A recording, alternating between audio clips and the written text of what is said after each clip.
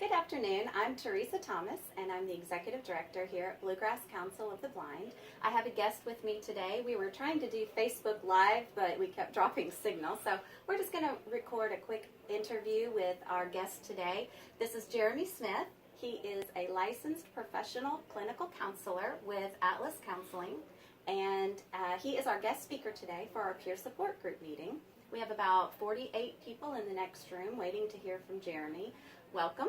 Thanks. Jeremy's going to talk to us today about mental health and vision loss. He's building a practice right now that is offering counseling to anyone with a special emphasis on working with people with disabilities. Jeremy, why did you choose to do an emphasis on working with people with disabilities? The obvious answer is that I have a disability myself. I'm legally blind, and so those moments of growth, that process of seeing people change and grow, it's really rewarding and inspiring, and that's even more true when I'm working with clients who have disabilities.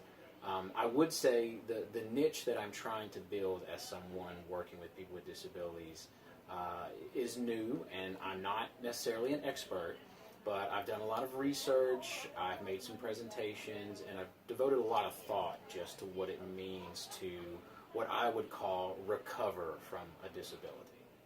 Okay. Why would you use the word recovery? So I spent several years working in substance abuse, and I can see real parallels between the two. Often in substance abuse, what we are working to do is to modify some of the habits that people may have developed. There are positive habits about self-care, taking care of ourselves, but there are also negative habits that people develop, and that's true of disability too. So often people, they become almost addicted to self-pity, to feeling like they are a victim in their lives.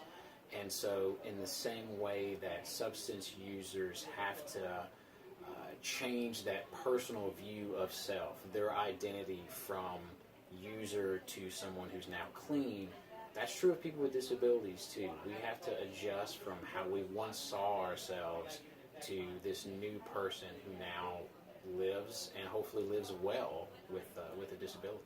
As a visually impaired person, what would you say are the mental health consequences of living with vision loss?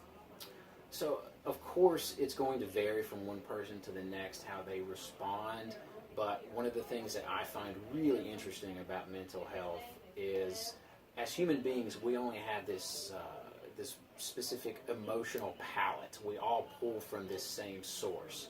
So it lends some universality to the work. So to generalize someone who's new to a disability, they probably experience sadness, depression, some anger, some fear, some anxiety. We can sort of guess that those will happen for people. Now, all those negative things that may come, they don't rule out all the positive things that people are still capable of. So people with disabilities can still experience anticipation, excitement, joy, pleasure, happiness, all the things that really make life worth living.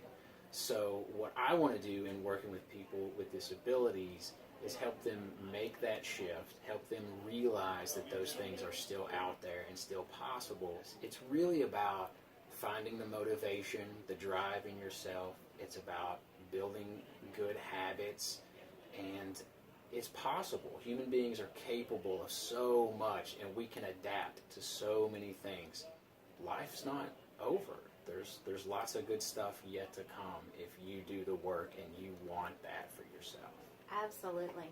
You know, that is very related to what we do here at Bluegrass Council of the Blind with our peer support program, and that is to have people with low to no vision helping others that are starting to deal with it and learn how to use the different tools and techniques of living with vision loss, learning how to deal with that, and who better to learn from than your peers. Thank you so much for being here today. I'm really looking forward to your presentation. And for those watching the video, if they would like to get in touch with you, what would be the best way to find you? So I have a website. It's www.atlascounselinglexington.com. I also have a profile on Psychology Today, which is a resource a lot of people use online to find a therapist. You can email me at jtsmith@atlascounselinglexington.com, or you can call me at 502-619-9587. Thank you very much, Jeremy.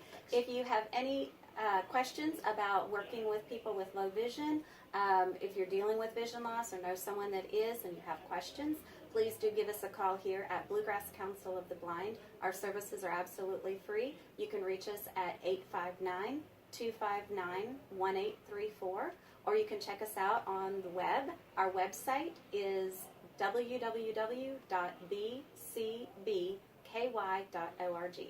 Thanks so much for watching.